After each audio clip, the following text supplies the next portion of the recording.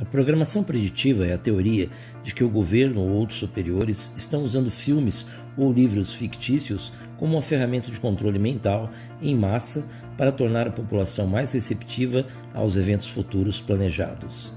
Isso foi descrito e proposto pela primeira vez pelo pesquisador Alan Watt, que define a programação preditiva como, abre aspas, uma forma sutil de condicionamento psicológico fornecido pela mídia para informar o público sobre as mudanças sociais planejadas a serem implementadas por nossos líderes. Se e quando essas mudanças forem implementadas, o público já estará familiarizado com elas e as aceitará como progressões naturais, diminuindo assim possíveis resistências e comoções públicas. Fecha aspas. Alan Watt, para quem não sabe, foi um influente divulgador das verdades inconvenientes que o sistema adora abafar ao máximo. A teoria da programação preditiva foi muito bem exposta em seu podcast de 23 de novembro de 2006, quando ele ainda era uma voz única e isolada no deserto da internet das teorias conspiratórias. Ele faleceu em 4 de março de 2021, deixando um legado enorme e valioso que até hoje serve como base de pesquisa para quem deseja compreender melhor o funcionamento do nosso mundo. Alan Watt foi um veterano da informação, divulgando a verdade oculta muito antes da existência da internet. Ele e Jack Patroux, outra lenda da divulgação de conspirações e criador do site Sweet Liberty, espalhava essas verdades inconvenientes através de programas de rádio na Patriot Radio e na RBN nos anos de 1990. Outra fonte de divulgação que eles usaram muito na época foi a transmissão de programas em ondas curtas de forma pirata. Com o advento da internet de banda larga em meados dos anos de 1990, eles começaram a divulgar podcasts com mais de 2 horas de duração em diversos blogs. Com o surgimento das redes sociais, os conteúdos de áudio proliferaram até a censura estatal ocultar todos os materiais divulgados. Hoje, por sorte, tudo isso está preservado em gravações com transcrições nos sites Cutting Through the Matrix e Sweet Liberty. Com isso, o termo programação preditiva foi popularizado por Alex Jones e David Icke, 2 grandes expoentes da chamada cultura conspiracionista. A programação preditiva mostra sinais e evidências de eventos futuros, principalmente através do cinema. Mas existem 2 facetas nesse jogo diabólico com os espectadores. Algumas coisas são descaradamente notadas em filmes e séries, e isso acontece de forma proposital para que o público capture a informação consciente ou inconscientemente. Outras coisas não são destinadas a nós, meros mortais, mas sim apenas à elite dos controladores espalhada pelo mundo. É um meio sorrateiro de passar uma mensagem sem que o controlador precise apanhar o telefone e fazer ligações para outros controladores que estão do outro lado do mundo. Esses tipos de mensagens camufladas são, geralmente, transmitidas através de grandes blockbusters cinematográficos de Hollywood, de capas de revistas direcionadas de grande circulação mundial e de eventos ou catástrofes que geram repercussão mundial através das mídias jornalísticas. David Icke, por exemplo, propôs que o fatídico tiroteio na escola infantil de Sandy Hook, em 2012, foi previsto no filme Dark Knight Rises, mais conhecido no Brasil por Batman, Cavaleiro das Trevas Ressurge, lançado também em 2012. Simplesmente porque o vilarejo de Sandy Hook é mostrado em um mapa em uma das cenas do filme. Alex Jones foi além e acabou amplificando a ideia de que esse tiroteio foi uma farsa produzido pelo governo americano. Hoje, 10 anos depois, em agosto de 2022, ele perdeu um processo judicial aberto pelos pais de uma das vítimas desse massacre e terá que pagar uma indenização milionária de mais de 4 milhões de dólares por ter difamado a memória do jovem morto na escola de Sandy Hook. Na maior parte das vezes, a programação preditiva nos filmes não traz mensagens tão difíceis de serem encontradas. Os roteiros são óbvios na intenção de mostrar o que realmente querem mostrar. Um exemplo recente disso foi o último filme da saga James Bond, intitulado 007 No Time to Die, ou Sem Tempo para Morrer, que na verdade deveria se chamar Com Muito Tempo para Morrer, já que o personagem James Bond levou 3 longas e cansativas horas para desistir e morrer. Ok, isso parece um spoiler para quem ainda não assistiu, mas na abertura do filme já se pode ver essa conclusão.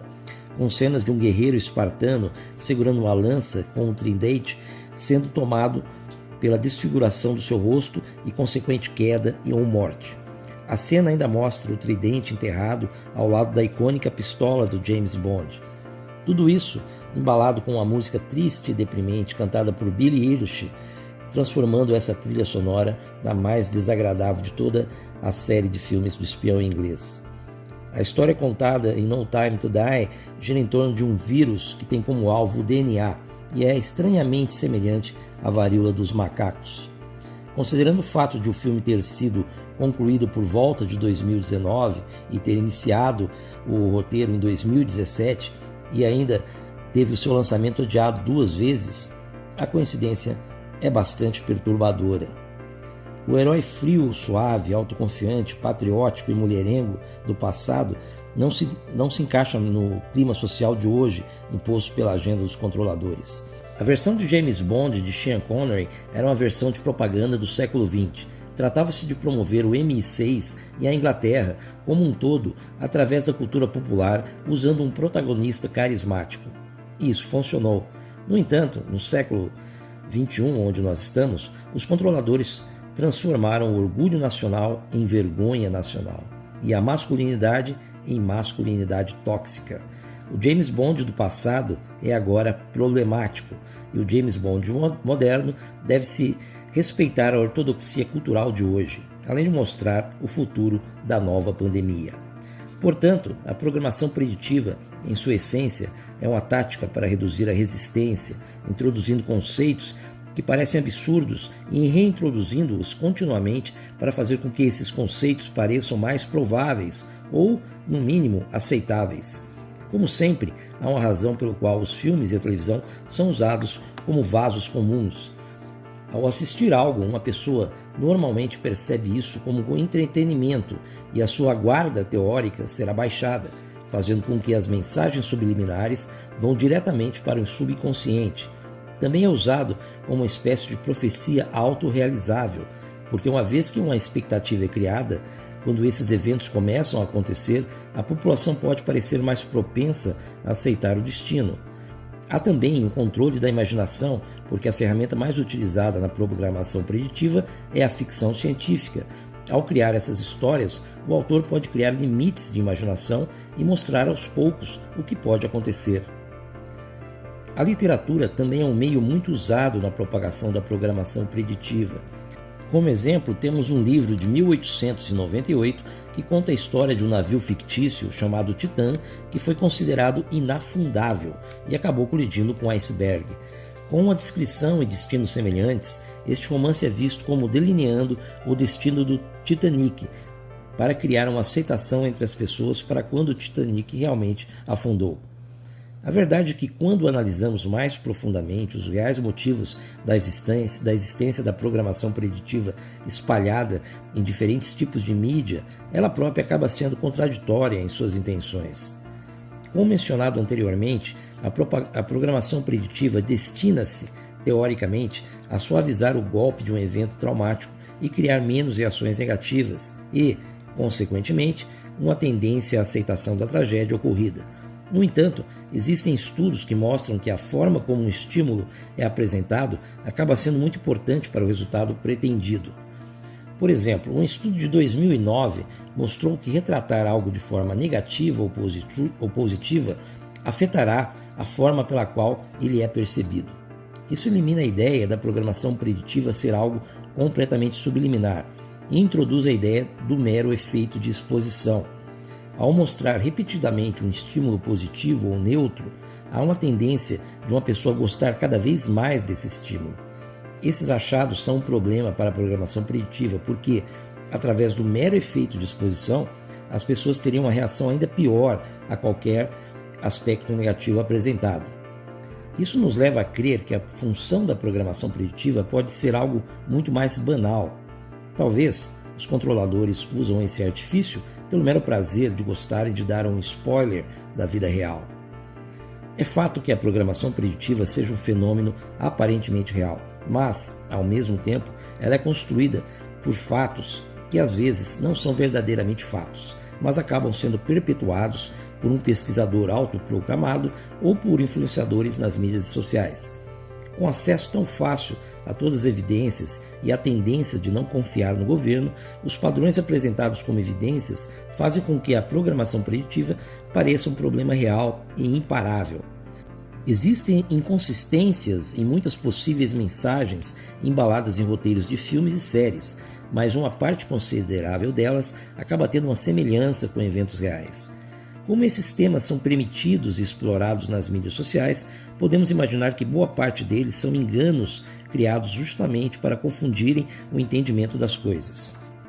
Um antigo documentário de 1995, que envolve a entrevista de um homem aparentemente simples da zona rural da Irlanda, um ex-funcionário público aposentado que passou a vida sozinho e que já faleceu, chamado Ben McBride, narrando a sua participação voluntária no alto topo da pirâmide dos controladores e identificado como o último druida, revela em uma passagem que se você quiser esconder da vista de todos uma pequena concha, o melhor lugar para isso é deixá-la numa praia. Portanto, se os controladores desejam mostrar com antecedência o que irão fazer em um dado momento, os diferentes tipos de mídia acabam sendo a praia ideal para, através da programação preditiva, esconder as suas preciosas conchas. Contudo, não me parece que todo esse enorme trabalho seja apenas a representação de um desejo mórbido de espalhar spoilers do mundo real. Há mais coisas envolvidas na programação preditiva. O que eu vejo é que se os controladores do mundo são pessoas ou seres indubitavelmente ligados a Satã, o regente do caos, a programação preditiva passa então a ser a principal ferramenta de confirmação do mal. Explicando melhor, Rei Leó, o maligno arqui-inimigo da humanidade e o opositor do nosso Criador, tem as suas próprias regras de conduta. E uma delas é que aqueles que ele pretende destruir, ou seja, nós, humanos, deve sempre saber de antemão as suas pretensões e, sempre que possível, impor de alguma forma, mesmo que ocultamente, a idolatria a ele por nossa parte. Seria uma forma de demonstrar e comprovar que nós, humanos, aceitamos de bom grado toda a desgraça que ele nos inflige, bem como demonstrar e comprovar que nós sabemos tudo o que ele vai fazer antes que seja feito. Pode parecer algo sem sentido o que eu estou dizendo, mas pense que isso tem um grande valor para Satã, pois é justamente isso que ele irá usar como sua defesa no dia do julgamento final, apresentando ao Criador e ao Messias a tese de que nada do que ele fez foi uma surpresa para nós, já que sempre soubemos de tudo o que iria acontecer e, mesmo assim, nada fizemos para evitar. A astúcia do adversário Rei Leó será a ponta de lança que jogará no lago de fogo eterno todos aqueles que aceitarem, sem questionar ou se opor, os ditames desse sistema bestial que rege o mundo. Se você crê e teme no nosso Pai Eterno, saia fora dessa sociedade imunda enquanto há tempo, pois é bem possível que o dia da ira virá ainda nessa geração. Não queira estar nas cidades quando o processo de aniquilação tiver o seu início. O inimigo não irá vencer, mas irá arrastar todos que aceitarem a sua regência. Pense nisso.